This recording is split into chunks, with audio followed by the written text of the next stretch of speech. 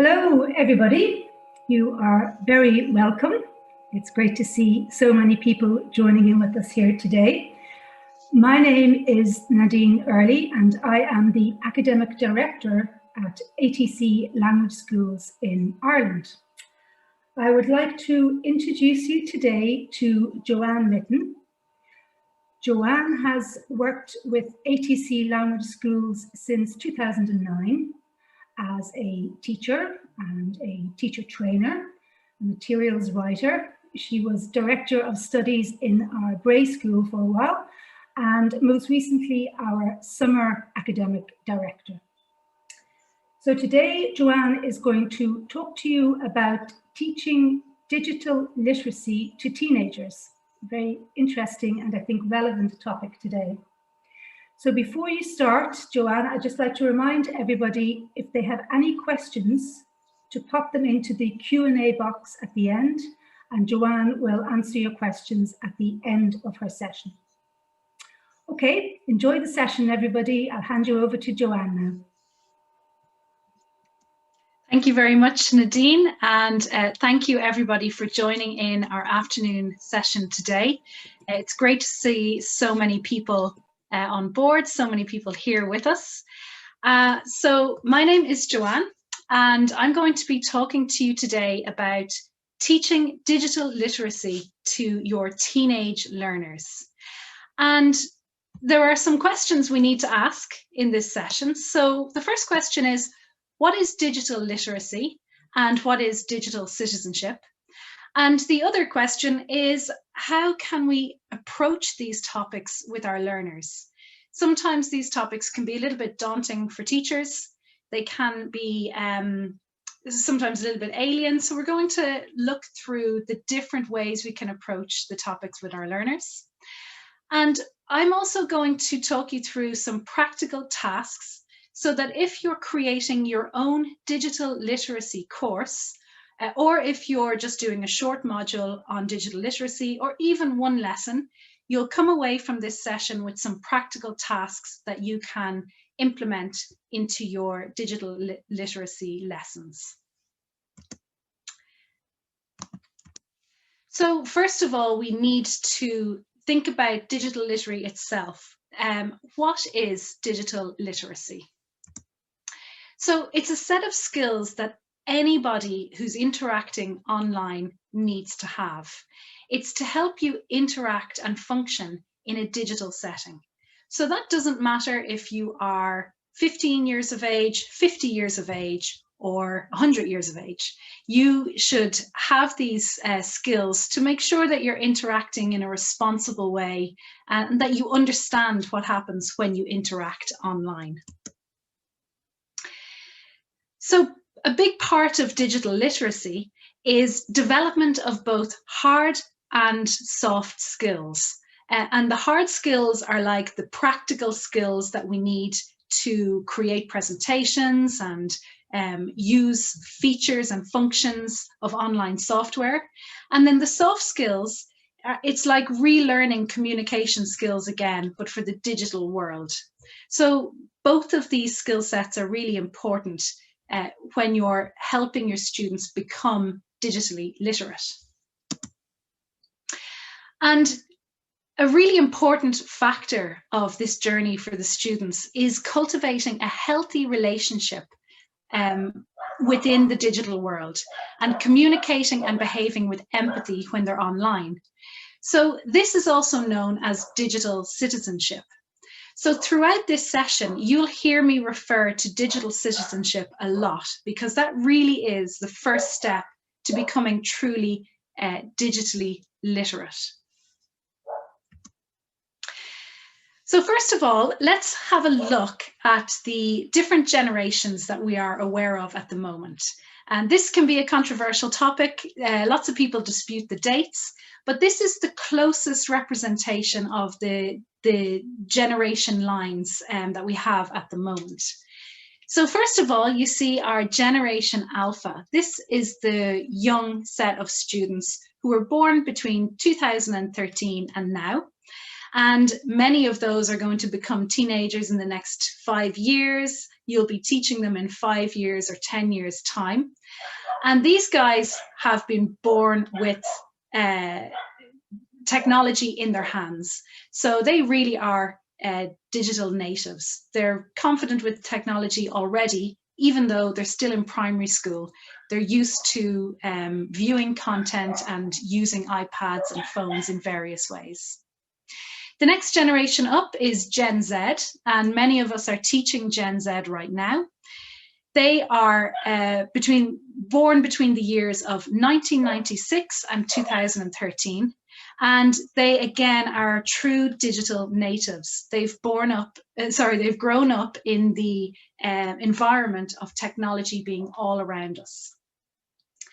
Then we have Generation Y, which is also known as the millennial generation. And this is a really interesting group of people because the majority of them came of age at a time when the internet exploded. So they had a childhood that was relatively technology free. They may have had computer studies in school, but technology wasn't in their pocket and it wasn't a huge social aspect of their lives. And then they came of age and became young adults and people in their early 20s, and suddenly technology is everywhere. Then we have Generation X, baby boomers and builders. And these are the generations that came into contact with technology and social media generally through work first. And then technology and the internet became a social thing after those years. So they came into contact with technology mainly because of work reasons. So let's have a look at the difference between digital natives and digital citizens. So as we spoke about earlier, a digital native is anyone who grew up in the era of technology being all around us. And that is to say they have been using technology on a day-to-day basis for most of their lives. So they're really comfortable with it and very confident with using different platforms and different devices. However, a digital citizen is not necessarily someone that goes hand in hand with the digital native. A digital citizen is anybody of any age, and it's somebody who uses the internet and technology in a responsible way and is reflective in the way that they interact online. And as I mentioned before, it goes hand in hand with being digitally literate. So you need to be a good digital citizen to have strong digital literacy. So in other words, being a good digital citizen is how you're using technology, being conscious and responsible in how you use technology. So it can often be daunting when we are trying to teach teenage learners about the online world and using technology day to day because they are digital natives. However, there are gaps in their knowledge and they are not fully rounded digital citizens yet. And we have the knowledge and experience, we are able to help guide them in that direction. First of all, we need to have a look at how digital natives interact online at the moment. This is always changing, but at the moment, videos and content creation are huge for our teenage learners. So they're developing videos and content on platforms such as TikTok, Instagram stories, and lots of YouTube content creation as well. It's also important that we don't forget gaming. Gaming is a huge part of the lives of young people and how they interact online. And while they're gaming, they're also chatting with people that they either know or don't know on the internet. Photo sharing is still really popular. The important thing to remember about photo sharing is that for our teenage learners, it mainly happens on Instagram, a little bit on Snapchat, but they're not sharing anything on Facebook. They leave that to their parents and their aunties and uncles and grandparents. Blogs and vlogs are still really popular. So vlogs are any sort of video tutorials or unboxing videos or anything where students are speaking to camera and then putting it up on either Instagram, TikTok or YouTube. And written blogs are still quite popular with students, such as Tumblr or Reddit. Particularly reading each other's views on those blogs are very popular. And within all of these platforms, there is always chat happening. So that chat is either happening through a comment section or through private messaging. And it's often in the chat capacity where their guards are let down. They are open to maybe online bullying, or they engage in conversation that could be seen as online bullying. So it's really important to keep in mind that throughout everything they do online, there is that element of chat and private messaging, and this is where problems can arise. So there are gaps in their knowledge, even though our teenage learners are really confident with technology and they're really confident online. There are things that they don't think about because they probably don't feel they have to think about them. So we're going to look at the 8 aspects of being a good digital citizen. And these aspects are privacy management, critical thinking, digital footprints, digital empathy, cybersecurity management, cyberbullying management, screen time management, and digital citizen identity. So we're going to look at each one of these factors, and I'm going to give you some tasks that link to each of these factors, which hopefully will give you a bit of inspiration if you're writing your own digital literacy lessons or module or even a full course. So to get students truly digitally literate, we need to get them thinking like a responsible digital citizen. So there's definitely no point in a teacher standing at the front of the class and telling students what they should and shouldn't do online. What we need to do is to help them get more into the mindset of thinking critically and asking themselves questions. So the first step really is getting students to understand the types of questions they should ask themselves when they're online. So when we're writing outcomes for a digital literacy or digital citizenship course, we should link our outcomes to the questions we want our students to ask themselves. And it's those questions that can be the outcomes or the guide for the students themselves. So over the next few slides, I'll show you some teacher style outcomes, but also the questions that are linked to those outcomes, which are much more relatable for students. And of course, we're going to have to look at how we engage our teenage learners in this. As I mentioned before, it's really important that we actually draw the students in and have them doing things rather than us telling them. So hopefully the tasks in this session will give you a good idea of things that they can do to really up their knowledge and their skill set around digital citizenship and literacy.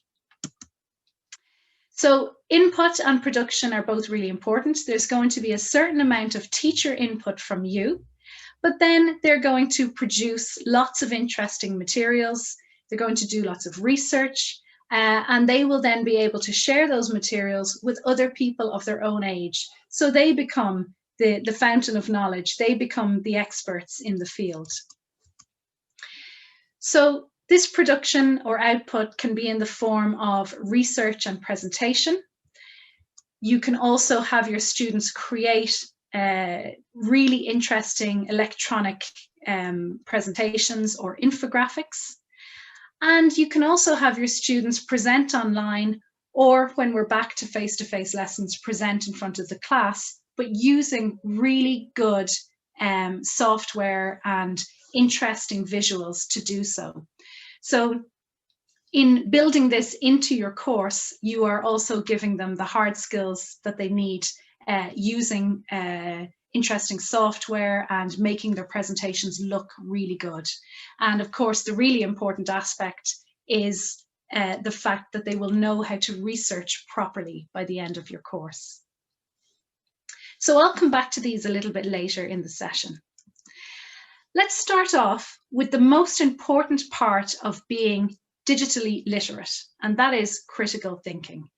This is going to be the basis for everything you do with your students when you're talking to them about being a good digital citizen. So we see some really interesting teacher outcomes or learning outcomes here.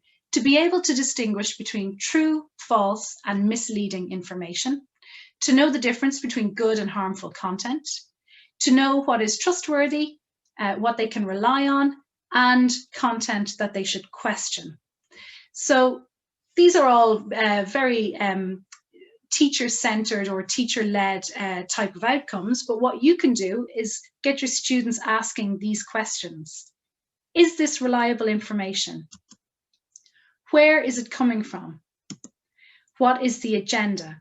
And agenda is one of the most important things that you can teach your students when talking about critical thinking and digital literacy. Can I find a second or third source? So, unfortunately, we currently live in a world that is seeing the real-life consequences of misinformation online. We know that from sharing false news, misleading news, or anything that blurs the truth can have real-life consequences. But what this does mean is that we can take topical, current issues and blend them into our courses. So for example, here we have some images of what happened in the United States on the 6th of January.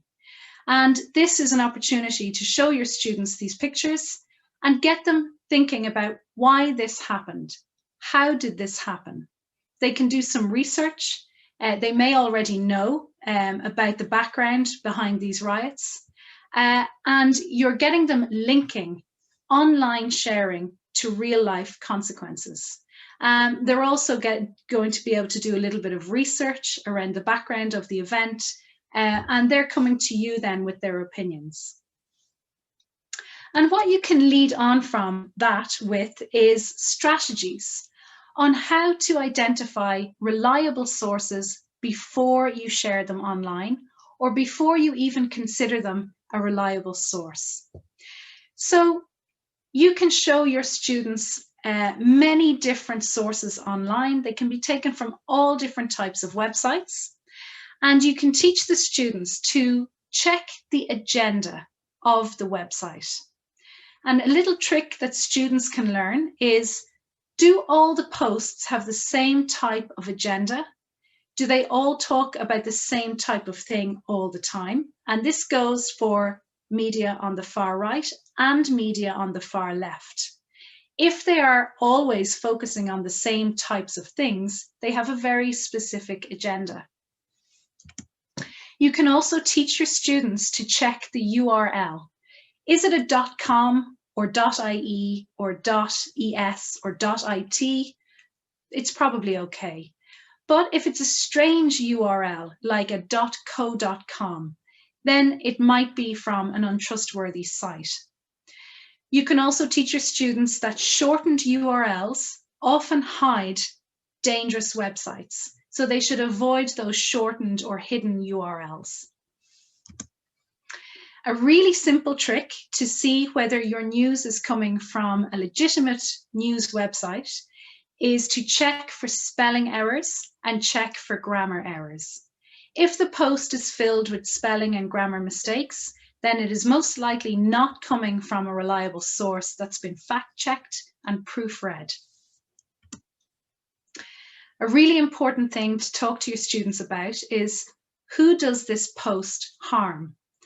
And if the website is full of posts that specifically harm a certain area of society or a certain group within society, then it has an agenda and it's something to be wary of. And at the same time, who does it benefit? If it happens to be benefiting the same group of people all the time, again, that's a sign that it has a specific agenda. You can also teach your students to look for further evidence and not to believe the first thing they read.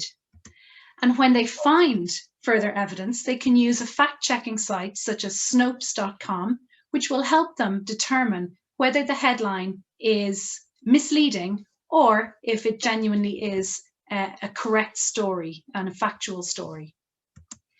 And finally, one of the most important things that students can do is to, when they found one story, to find the same story on 2 or 3 other news outlets and compare those stories. So these strategies are incredibly useful for students. And just with these strategies alone, you could have a full week of lessons where they're practicing, feeding back, researching, and really digging deep into what they're seeing online. When students are really comfortable with the strategies that you've taught them, you can then direct them to a website called Factitious.com. And this is a really useful website where the students are shown real articles. And these articles are a combination of good news sites, reliable news sites, and clickbait style news sites with slightly less factitious information on there, and sometimes completely false information on there. And so students can read through the articles and make the decision for themselves whether it's true or fake news. And then when they've done that, the website gives them an analysis of how they know it's true or fake news. So they look at the source, they look at the link, they look for spelling errors. So it really is a fantastic resource to use with your students. This is one that students really like. It's called a fact-checking task, where you can give students a headline, and the headline might be completely true, it might be slightly misleading, or it could be completely false. And then it's up to the students to fact check that statement. And you can direct them towards websites such as Snopes.com, or you can get them to look up various news outlets to try and find evidence and compare the outlets to see if they can get to the root of the story or to get to the true facts of the story. This again is a task that could take up a whole lesson if you structure it in the right way, and it's really beneficial to students. And again, it's students doing all the hard work.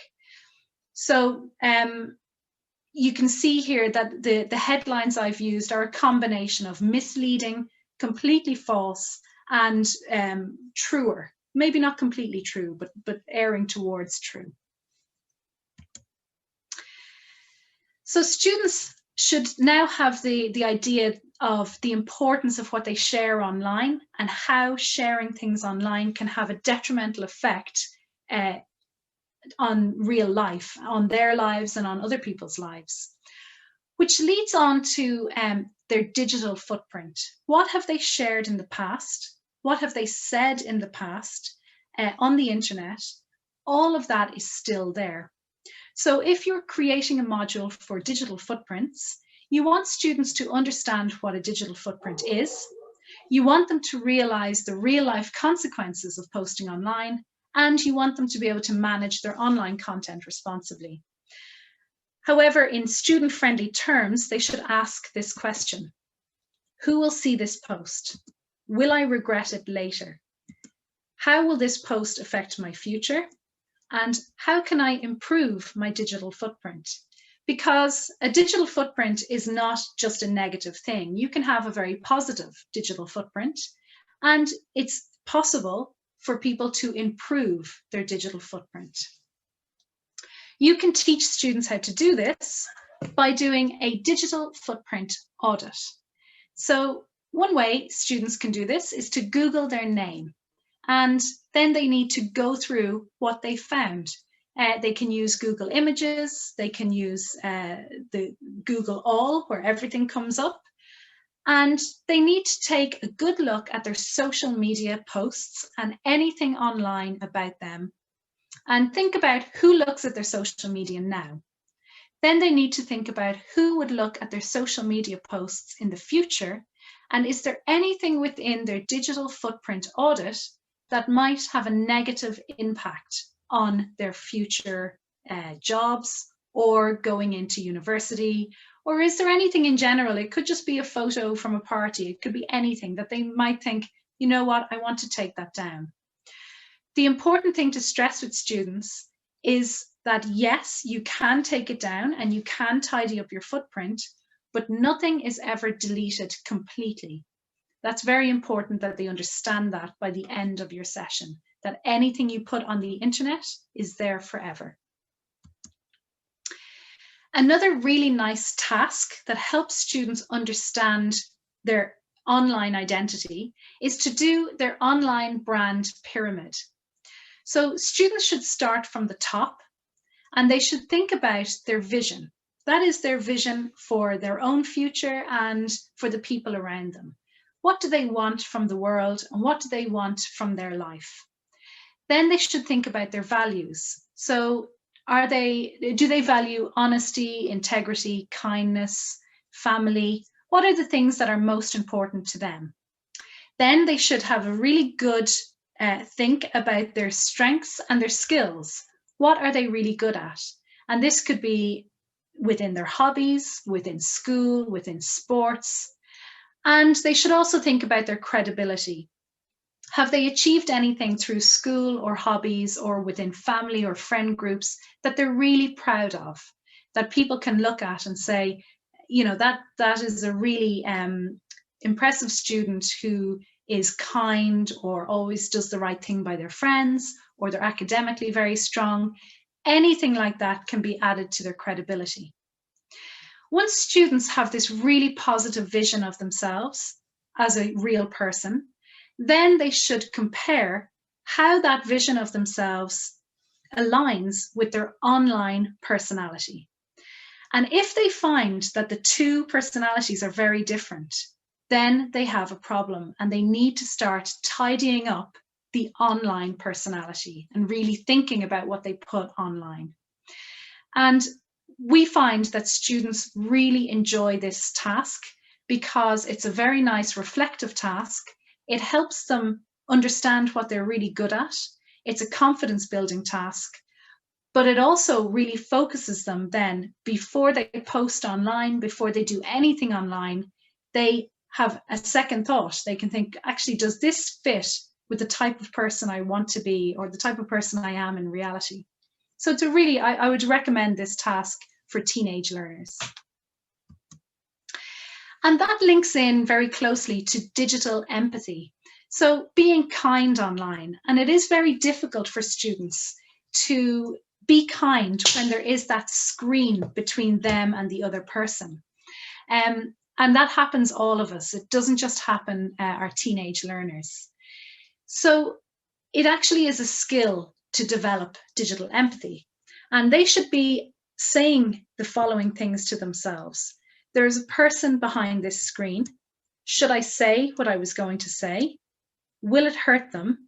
And most importantly, what repercussions will it have?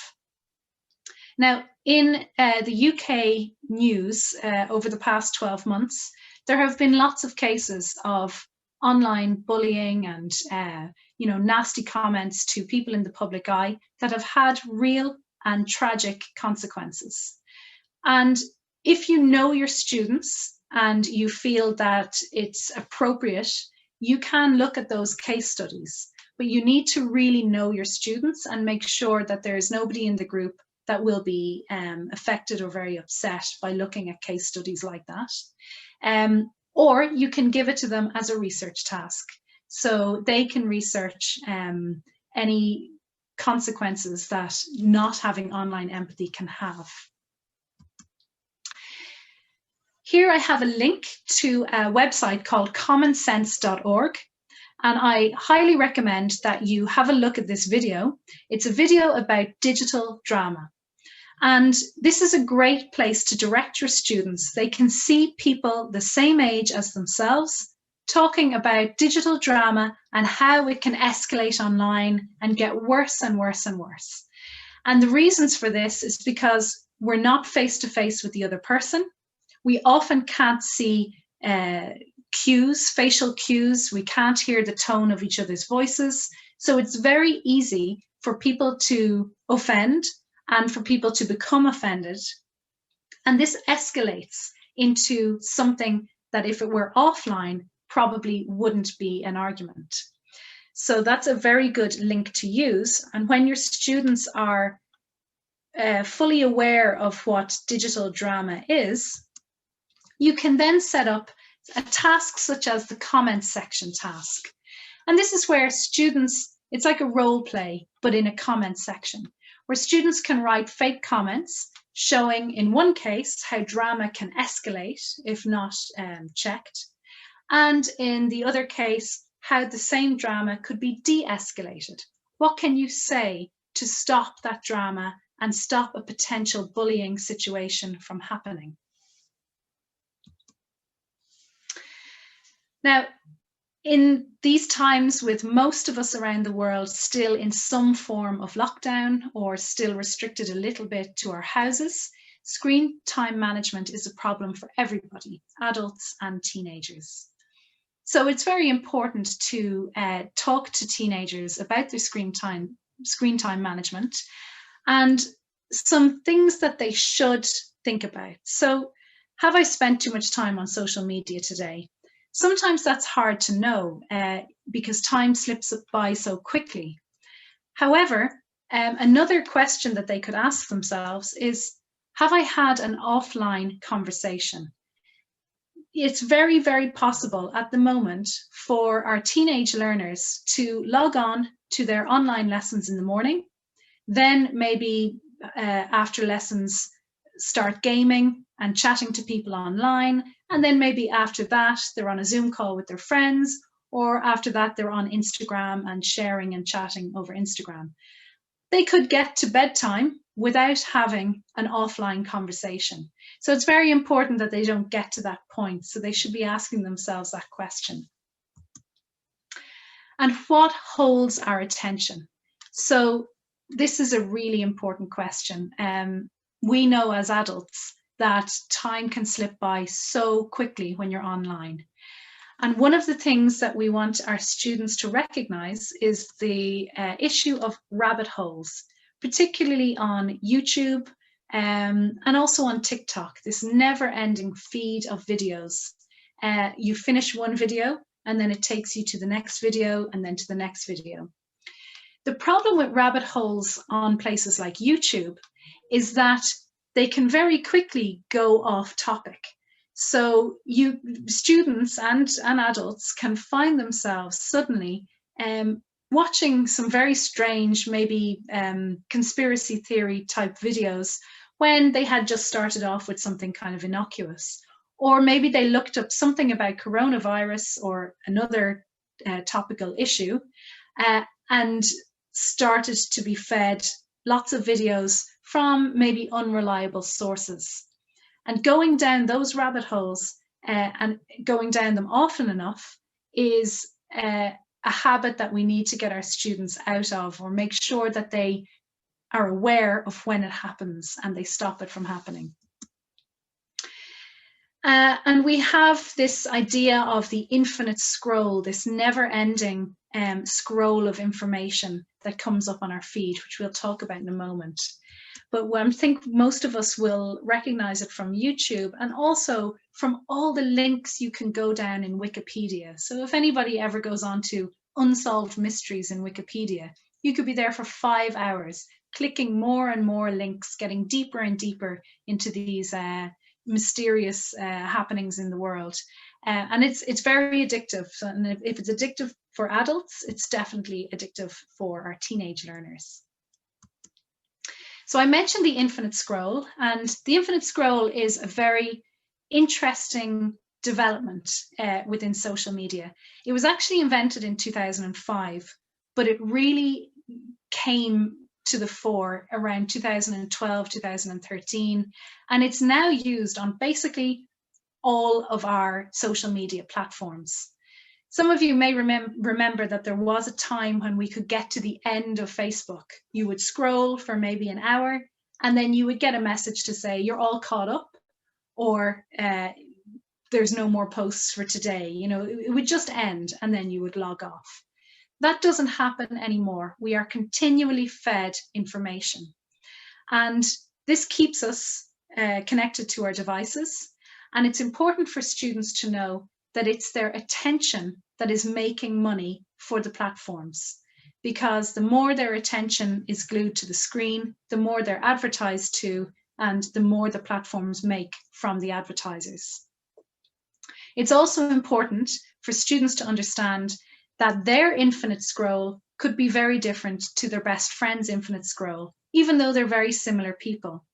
The infinite scroll is dictated by algorithms, and if the student happens to start clicking on conspiracy theory posts, or they happen to go down rabbit holes on YouTube, or they start to get interested in things that are a little bit not as reliable as the usual kind of news outlets, that is what they'll begin to see. It'll be fed to them more and more and more. And then it's hard to get out of that cycle. And that happens on Instagram and Facebook in particular.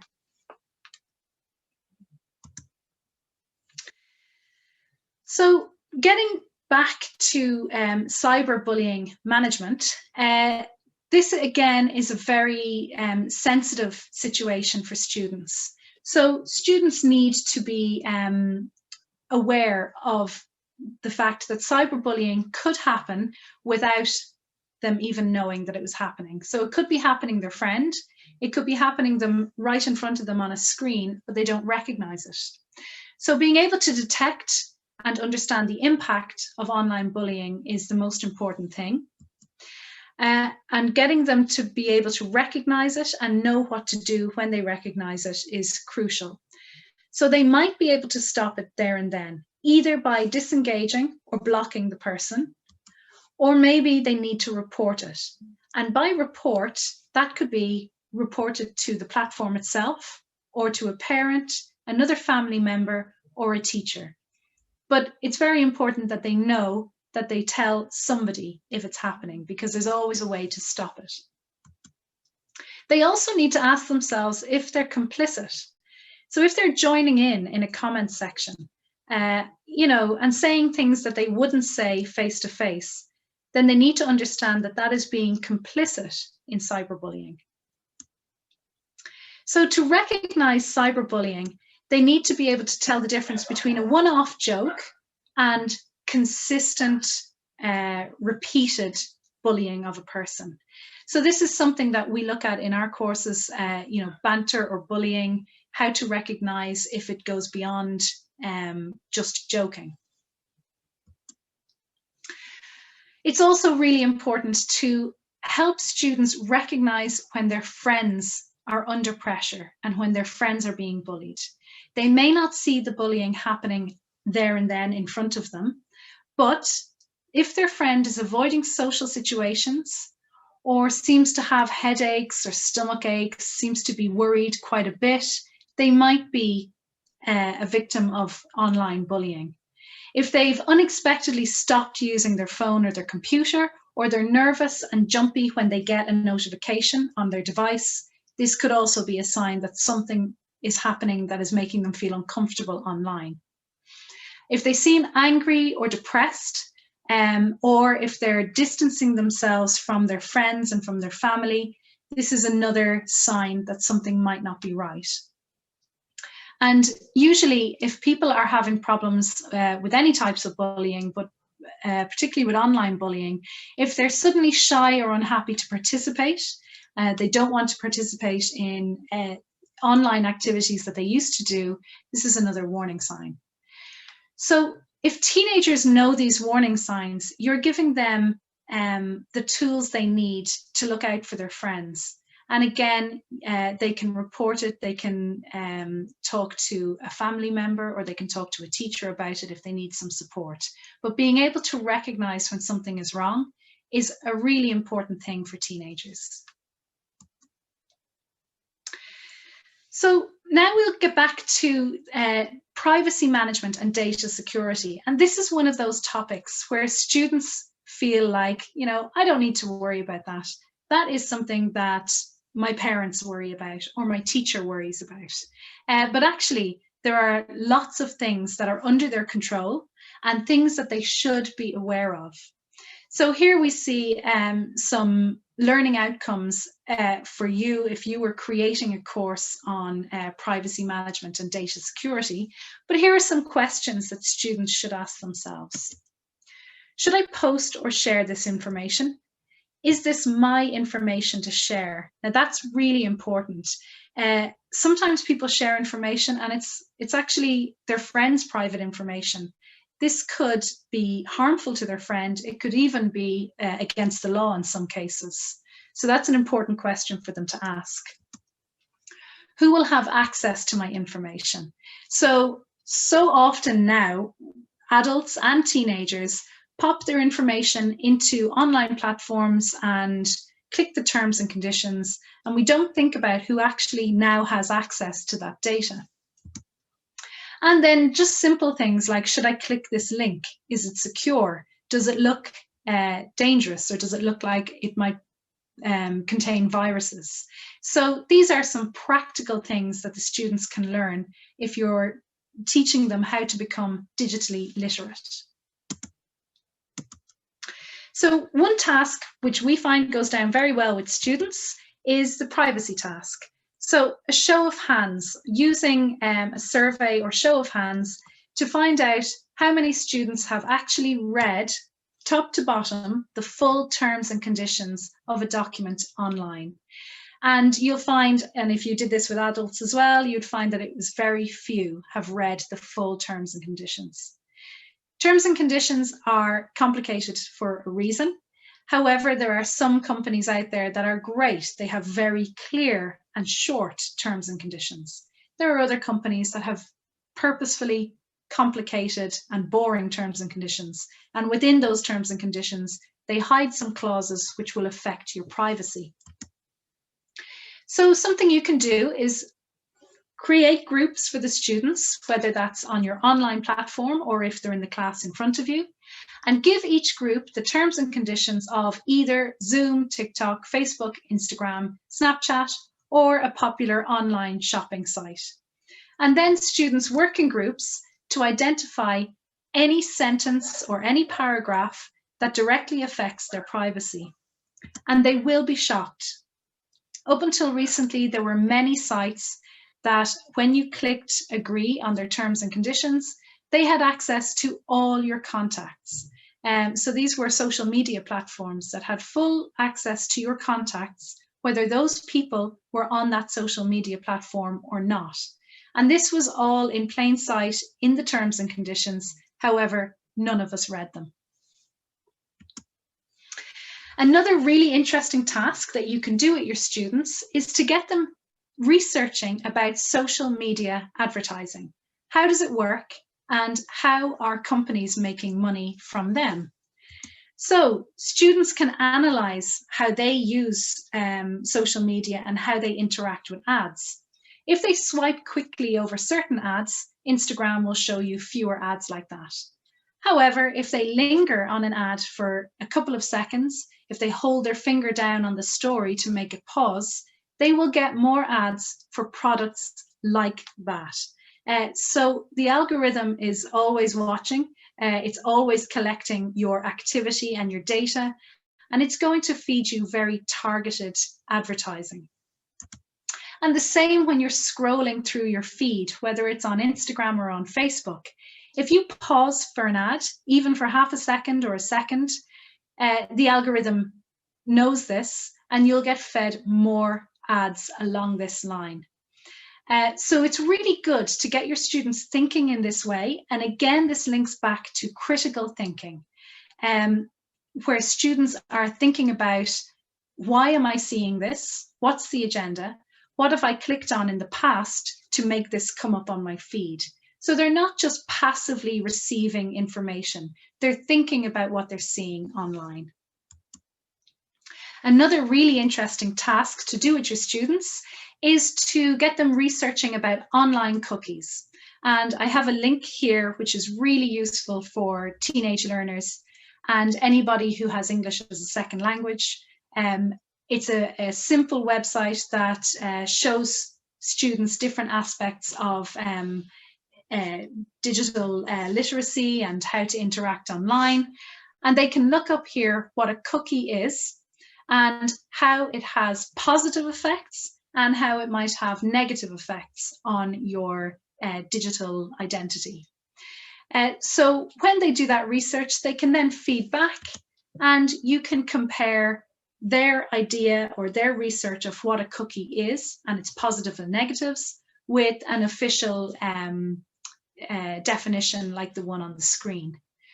So again, you're getting students to do the hard work and to do the research, and we know that they'll retain things a lot better and they'll be more interested if they're doing it themselves. And finally, when it comes to data protection and cybersecurity management, get your students doing practical and useful tasks. Give them time within the lesson to update all their passwords. Give them instructions that every password must be different and should be complicated and have numbers and symbols, capital letters and lowercase letters. They can also check their cookie settings, and they can update their browser to check their privacy settings on platforms. And then again, as a longer task, you could get them to analyze the sponsored ads they're seeing and trace back why they're seeing that ad. Did they click on something in the last few weeks that has prompted that ad to come up? And this all makes them much more aware of what's happening online. They become far less passive and much more active in how they're engaging. So everything we've been building up to is overall helping the students create a healthy digital citizen identity. And it's being able to build and manage an online identity that is responsible. They have a healthy relationship with the internet. They're not just accepting everything they're being fed. And they're also developing those critical thinking skills that are so important in every single aspect of their education and their lives. They're also learning how to interact online with integrity. And they should be asking themselves these questions. Am I proud of who I am online? Does my online identity match my offline identity? That's extremely important because sometimes we find that those things don't match. Can I stand over the things that I say and post? And do I have integrity online? Do I feel like I am a good person when I'm online? When students are confident with everything they've researched and everything they've learned through digital literacy lessons, they can then create a class online charter. And this can be a set of guidelines on how to be a responsible digital citizen, or it can be a set of guidelines on how to become truly digitally literate. It should be written by the learners. They're putting their research into practice, and the agreements should be made between students and teachers. So the students write it and they research it, they put it together. The teacher checks over it and helps them out or gives them some advice on the final product. And this is then a working document that can be referred to as the classes go on, as the term progresses. They can actually refer to this and make sure that they're behaving in a way that is in alignment with their online class charter. And earlier we talked about project work, and I can't stress this enough. Project work is really important when you're doing anything to do with digital literacy, because as they're researching their soft skills and developing their soft skills around how to behave online, their project work can then help them practice the hard skills of researching and also creating infographics or creating really cool presentations, either using PowerPoint or using Prezi or other types of software. And finally, they get the opportunity to do something that's actually quite difficult, to give a presentation on an online platform. So whether your school is using Zoom or Teams or GoToMeeting, the students get the opportunity to actually present online. And And one of the good things about being online at the moment is that we found it really raised the bar of the students' presentations, because there is a certain amount of pressure when you're presenting something over a screen. And we found as well that students really enjoyed creating infographics and being able to put all the information they learned into something very attractive that can be presented to the rest of their class and to their school. So project work is definitely something that you should work into your digital literacy courses so that students are getting everything they can out of the course. So these are some sources which I would recommend. I found them very useful and they have lots of inspiration, lots of texts and videos that you can use in your classroom. So I would recommend these if you are looking at planning further digital literacy lessons and courses. And of course, if you want to connect with any of us at ATC, or you want to find out more about what we do, you can contact us at info@atcireland.ie, or you can go to eltconnect.com. This is our blog, which contains articles and teaching materials, sample lesson plans, lots of different types of handouts. And it's also where the recording of this webinar is going to be uploaded by Thursday. So you can go to this blog for any extra information you have. And finally, you can go to our website if you want to have a look at the other things that we do. So I've come to the end of my session today. And if anybody has any questions, you are very welcome to put them into the Q&A box. You should be able to see that at the bottom of your screen. If you don't have any questions at the moment, but you think of some questions later on, I will be doing a Facebook Live session on Thursday at 1 p.m. GMT on ATC Language School's Facebook page. So you can join me there for 10 or 15 minutes and I'll be doing a follow-up session on everything I spoke about today. I see something has come in to the chat. Thank you very much, Maria. Very nice to hear from people who have been watching. Thank you, Maria Carmen. Thank you, everyone. That's very nice. Thank you to everybody. It's very nice to see your comments. One last chance to get a question in if anyone has any questions. But if you don't have any questions, please join me on Facebook Live at 1 p.m. on Thursday. That's 1 p.m. GMT. I see some more things have come in. Thank you, everybody. Okay, so no questions so far. And before I log off, I want to remind you that we're giving these webinars every Tuesday at 10 a.m. GMT and 2 p.m. GMT. And these webinars are on a range of different topics. Next week, our academic director, Nadine Early, is talking about teaching collocations. So that will be a really interesting webinar to tune into. I highly recommend it. So hopefully I will see you on Facebook and again next week. So thank you very much, everyone. Thank you for coming along. It was really nice to see so many people from so many different places around the world. Thank you very much.